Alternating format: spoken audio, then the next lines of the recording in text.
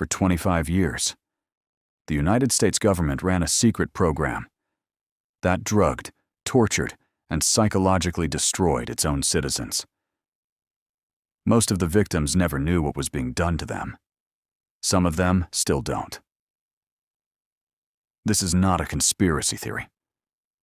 This is documented, verified, government-acknowledged fact. The program was called MK-Ultra. To understand how it happened, you have to understand the world it was born into. It was 1950. The Cold War was tightening. The Soviet Union had just tested its first nuclear weapon. China had fallen to communism. American POWs returning from the Korean War were saying things, denouncing their own country, praising their captors. That seemed incomprehensible. The CIA believed the Soviets had developed a method of controlling the human mind, and they were determined to match it. In April 1953, CIA Director Allen Dulles formally authorized a program called MK-Ultra. Its mandate was sweeping: develop techniques for mind control, interrogation, and the creation of what internal documents described as programmed human behavior. The goal, at its most extreme, was to produce individuals who could be directed to act against their own will and not remember doing so. What followed involved over 150 separate research projects, conducted at more than 80 institutions across the United States and Canada, universities, hospitals, prisons, mental health facilities. And in almost every case, the people being experimented on had no idea.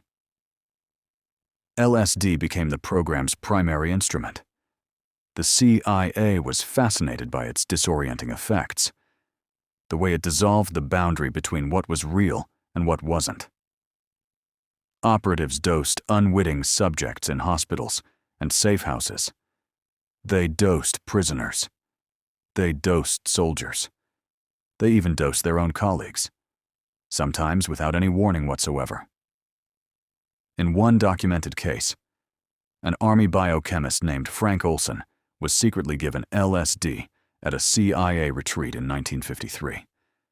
He suffered a severe mental breakdown in the days that followed. 9 days after being dosed, he fell from a 10th-floor window of a New York hotel. His death was ruled a suicide. His family never accepted that conclusion. In 1994, his body was exhumed.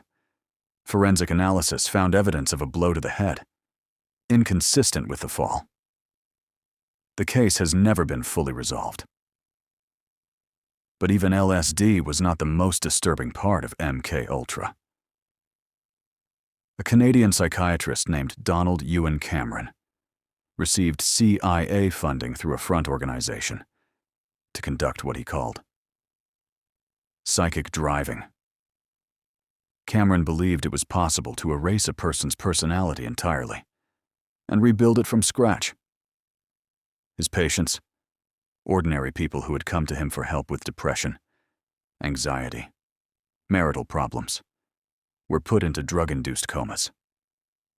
Some stayed unconscious for weeks, some for months.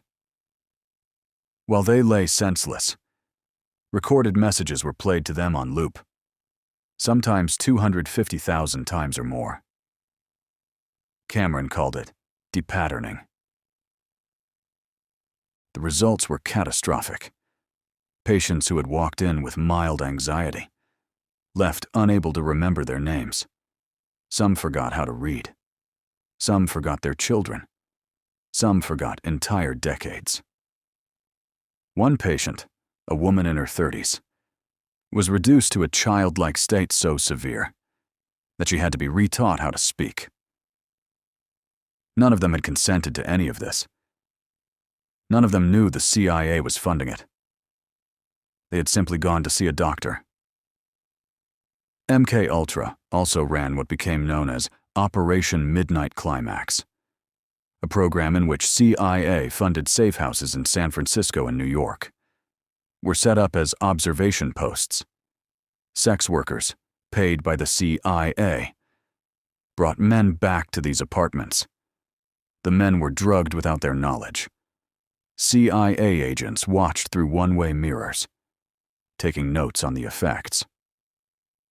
The program ran for years. The full scope of MK Ultra began to surface in 1975, when a congressional investigation into CIA abuses, known as the Church Committee, uncovered references to the program. Senate hearings followed in 1977. CIA Director Stansfield Turner sat before the committee and confirmed that MK Ultra had existed. He confirmed the human experiments. He confirmed the non-consensual dosing. And then he delivered the detail that changed everything. In 1973, CIA Director Richard Helms had ordered the complete destruction of all MK Ultra files. Thousands of documents. Gone. Burned. Shredded. Before any investigation could reach them. What was recovered? Roughly 20,000 documents. Survived only by accident. They had been misfiled in a financial records building that the destruction order had overlooked. Without that clerical error, MK Ultra might have remained secret forever. What those surviving documents revealed was shocking enough. What was destroyed may have been worse. We know only a fraction of what was done.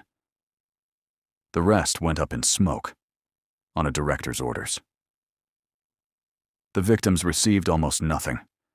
Survivors and families were eventually awarded small civil settlements. Not from prosecution, not from accountability, but from quiet legal settlements designed to avoid further scrutiny. Many victims never knew they had been experimented on. Some are only finding out now, through declassified records, decades after the fact. The official position is that MK Ultra ended in 1973, when Helms ordered the files destroyed. Some researchers dispute this. They point to successor programs: MK Search, Artichoke, Bluebird, the continued research into behavioral modification under different classifications. Whether any of those programs persist today, in some form, under some name, is something no unclassified document can confirm or deny. What we know is this. For 2.5 decades, the government of the most powerful democracy in the world systematically violated the minds of its own people.